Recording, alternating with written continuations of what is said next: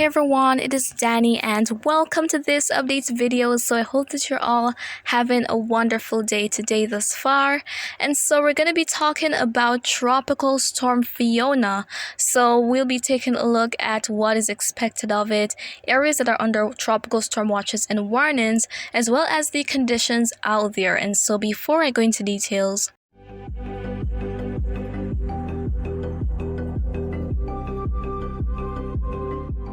okay, and so we are starting off with a view of the North Atlantic. We're looking at satellite here, and there we have Fiona located in the tropical Atlantic, making its way towards the west.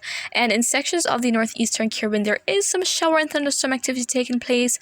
Same story of the east coast of the US, also in the south and western Caribbean regions. And so just off Africa to a bit to the southeast of the Cabo Verde Islands, there is some activity, and that is associated with the tropical wave, but that one is not marked as a disturbance to be watched out there. So the main focus of this video is Fiona. Looking at a closer view of Fiona here, we're seeing that it is looking a little bit compact. We have some areas of deep convection. However, the cyclone is not exactly symmetrical because most of that convection goes off to the east of the center of the system, and that is because of the wind shear within the area that is taking its toll on the cyclone. And so that should help to suppress a lot of intensification and keep the intensity of it at a minimum, but nonetheless it is going to be a problem for sections of the northeastern Caribbean. And as I speak about that, let us go ahead and take a look at the cone forecast from the National Hurricane Center. And so here we have it. So Fiona currently has maximum sustained winds of 50 miles per hour, and it is accelerating westward at 14 miles per hour. And so those blue spots that you're seeing are actually areas that are under a tropical storm warning, and the yellow indicates a tropical storm watch. And so a tropical storm warning is currently in effect for Antigua, Barbuda, St. Kitts, Nevis, Montserrat, Anguilla, as well as Saba and St. Eustatius and St. Martin. And then a tropical storm watch is in effect for Guadeloupe, St. Bartholomew, and St. Martin. So those areas are likely to experience tropical storm conditions as we're going to be heading into this weekend.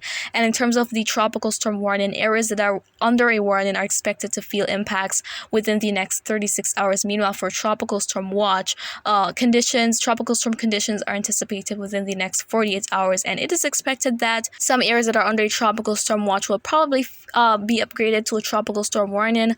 So only time will tell. However, other areas such as the Virgin Islands, Puerto Rico, as well as Hispaniola should be monitoring the progress of this system, and later today those areas might be under watches as well.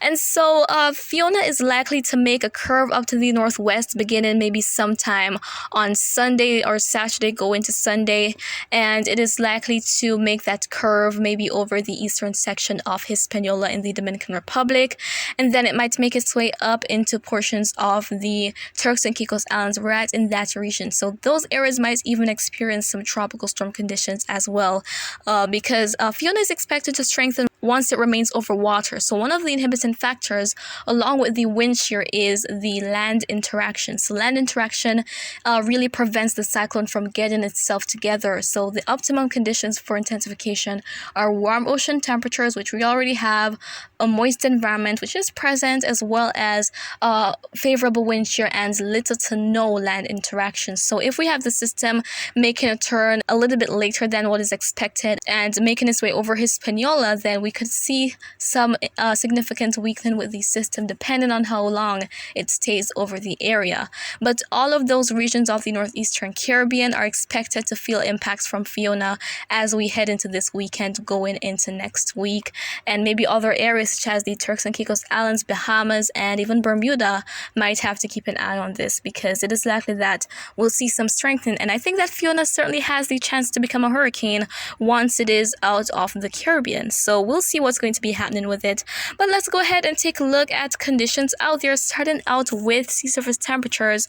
And we're seeing that is, as I said, it's not a problem for Fiona right now because sea surface temperatures are quite favorable. Tropical cyclones need at least 26 degrees Celsius, and here we have 29 and even 30 in sections of the northeastern Caribbean. So that's not a problem for Fiona. Let's go ahead and look at the wind shear now, and the strong shear is going to be a little bit persistent, and that's the reason we won't see a whole lot of intensification with Fiona. However, if the cyclone was a little bit more south in latitude, we could be seeing a stronger system right now, but fortunately that is not the case for it, and the strong shear is likely to result in little strengthening over the next several days. So some very slow strengthening is expected of Fiona, but nonetheless it is going to be a dangerous cyclone. So a lot of heavy rainfall as well as gusty winds are likely within areas that are going to be experiencing those conditions, areas under watches and warnings. So please guys, take all the necessary precautions and stay safe, because it is likely that Fiona is going to be bringing those very dangerous impacts.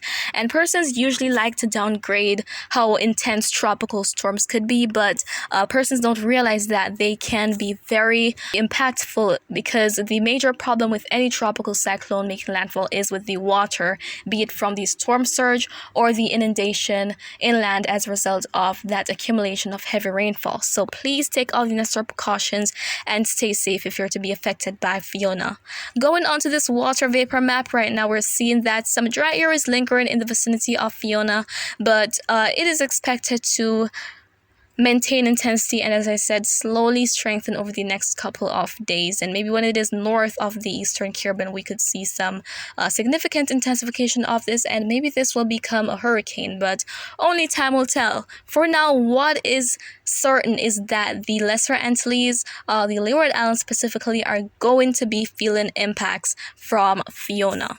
And so what are models expecting in terms of the potential intensity of Fiona? So here we're looking at the model intensity guidance, and there are quite a bit of members that are available. And so we're seeing that quite a bit of them, maybe about half or so, are expecting that Fiona will eventually become a hurricane, maybe within the next, say, 120 hours. So maybe in the next 5 days or so, Fiona could possibly intensify into a hurricane, and that is if it is located over warm ocean waters and in favorable conditions as well, especially in terms of that shear out there. So that is, the intensity is going to be dependent on the atmospheric conditions, whether they're conducive enough to enable that to happen. So as I said, it is possible that we could see a hurricane become of this cyclone here, but what is definite at this point in time is that it is going to be affecting areas that are under watches and warnings with some dangerous tropical storm conditions, especially in terms of that very heavy rainfall that is anticipated across the various islands. And so, as I said earlier, guys, please take all the necessary precautions and stay safe, and do not take any unnecessary risks. And so that is really it for this update video. So if you found it to be quite informative, please give a thumbs up, and you can also share your thoughts in the comments or ask a question. I'll try to respond as best and as soon as I can. And of course, remember to always be weather wise.